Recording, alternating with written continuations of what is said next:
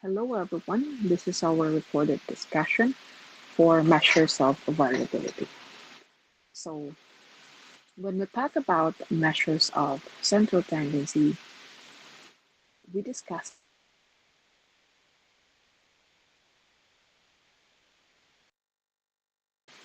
when it comes to the relationship of each scores, measures of central tendency is less reliable.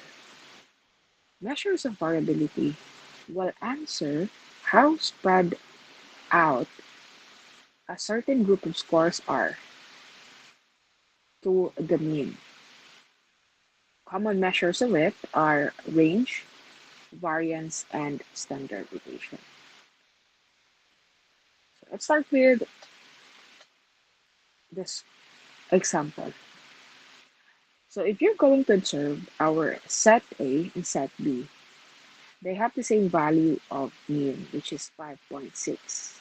However, if you're also going to observe, set A is quite different numbers from set B. The mean, the median, and the mode cannot explain this phenomena, but our measures of variability such as range, standard deviation, and variance can further explain why these two seems to have averaged the same average but with different numbers. So let's start with this. Another graph also would say that even though we have the same mean for these two graphs, the fact that they are in different shapes, we can also deduct that they have different data or that they have different score. Let's start again with range. So this is the most simple measure of variability. This is just highest score minus the lowest score. So for this example,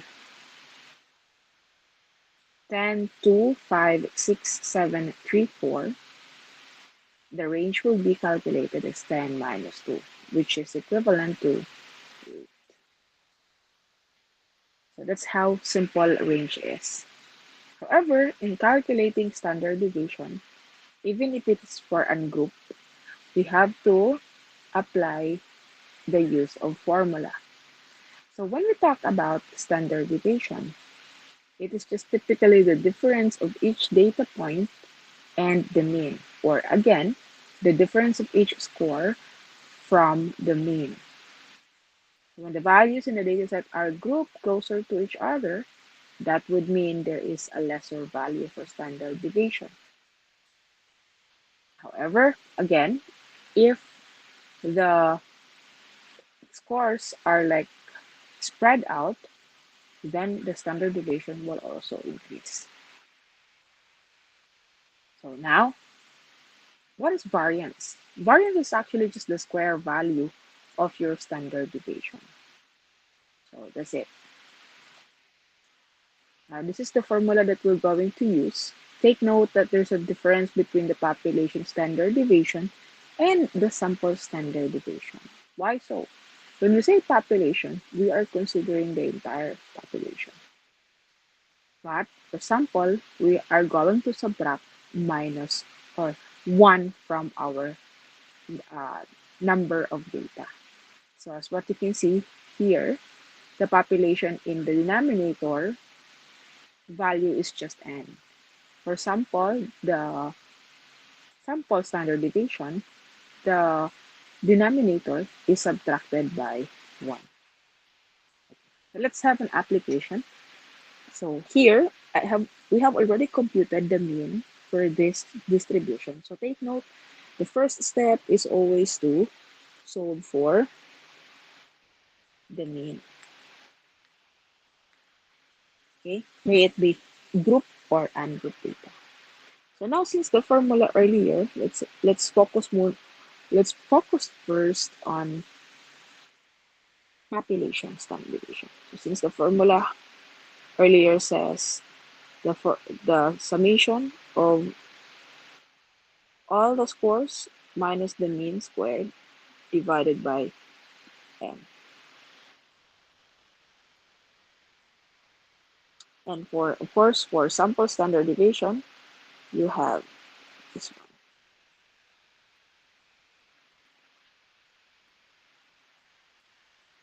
Okay, so using the formula, that means to say we have to get the difference of each score minus the mean. So you have to subtract. This is just 65 minus 55.7. And that would be 93, 93, not 93, but 9.3, negative 0.7, 33.3, 0.3, negative 20.7, negative 41.7, 0.3, 0.7, 31.3, and 10.7.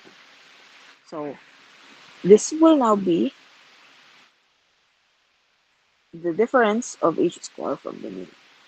But again, we have to square that because as our formula states, we have to multiply the whatever is the difference we have earlier to that the same value. So it's x minus x bar squared. So it's 9.3 times 9.3, that would be 86.49, 0.49, 1108.89, 0.09, 428.49, 1738.89, 0.09, 0.49, 979.69, and 114.49.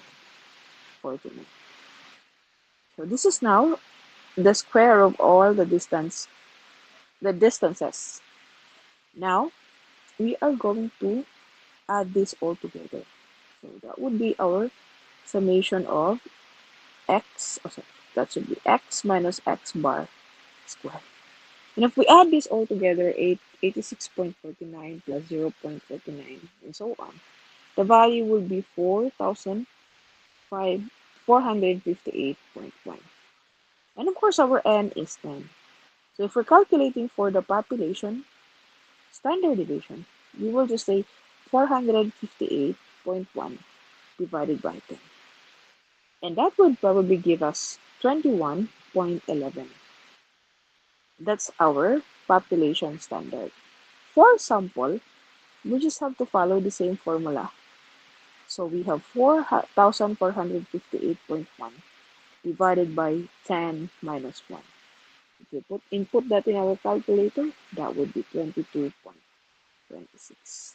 So again, this is the population and this is the sample value. Right? So that's for our standard deviation. Now, how about the variance? So if we're solving for the variance, variance is computed that way. So that will just be 21.1 squared, or sample variance will also be 22.26 squared. So that's our variance. Okay? And that's how we compute for the ungrouped data. However, for the group data, this is where we have the class frequency. So again, there would be formula that we're going to use. But take note, we have to first compute again for the mean. The mean on this distribution, if you can still remember, is 73.8. So we will be using this one. And this will be our formula. As you can see, there's already an F. This is actually similar to the formula we have earlier, but there's a presence of frequency because this is now in a group data. Okay, so let's get started. The first step is that we get the class mark because the class mark here, the X here represents for the class mark, the F represents for the frequency, The X bar, of course, represents for the mean. Mean, if it is population mean, this one is sample mean. Okay, so now again we have to compute for the class mark. Class mark again, remember, is lower plus higher score divided by 2. So this one will be 44.5. This one will be 54.5. This one would be 64.5, and so on and so forth. So you can just continue it anyway.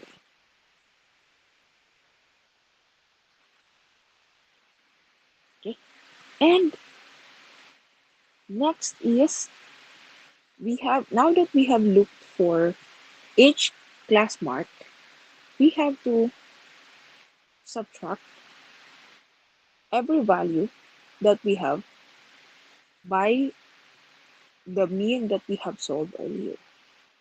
Take note, the mean is 73.8.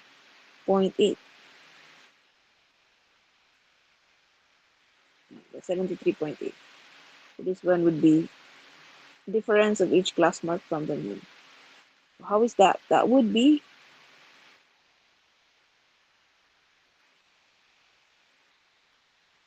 class mark, which is 44.5, minus our mean, which is 73.8. So when we solve that, that would be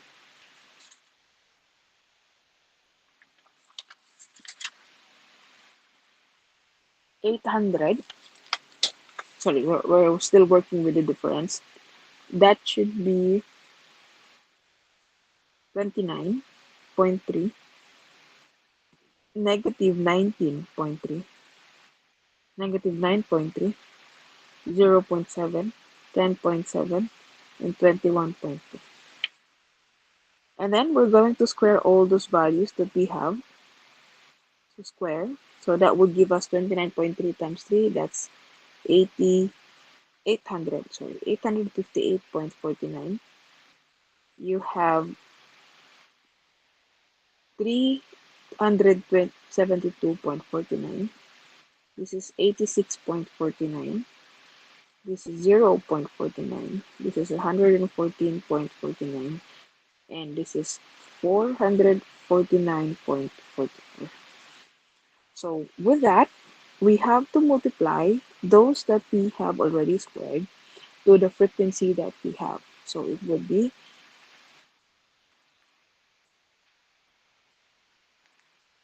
854.49 times the value of our frequency, which is 3. So that would be 2,575.47. And then you can continue. Again, just compute the frequency and the square of the distance of each class mark from the mean. So that is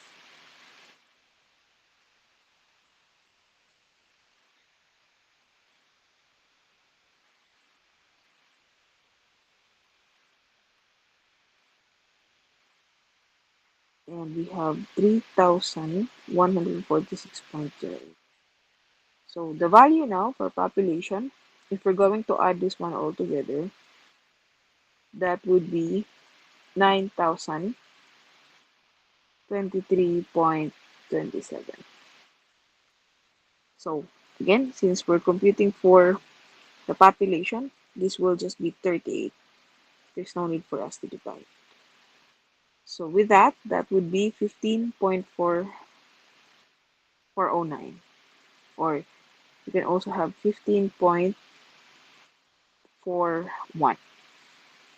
Now, for sample, that is just again so easy because you just have to say 9,023 rather, 0.29 divided by 37. Then, because the formula says it's n minus 1. So the value would be 15.62 for our population. Okay? So just to make it short for um, finding the standard deviation and the variance of a group data, we have to compute first for the mean so that after getting the class mark, by the way, this is class mark, that is lower plus upper score divide 2 and so on and so forth. So after we subtract it, we subtract the class mark by the frequency or the mean from the class mark, and that gives us this value. Then right after we square, then after we multiply to each frequencies, and then we add. So when we add, the answer is 9023.27. But if we input that in the formula, that will be divide 38 and the square root of everything, that's 15.41 and so on. In the next video that I will be making, um, we will talk about the standard normal curve, the value of z-score, and the measures of position. Thank you so much for listening, and I hope that you will be making use of this as your learning material to answer for our learning exercise.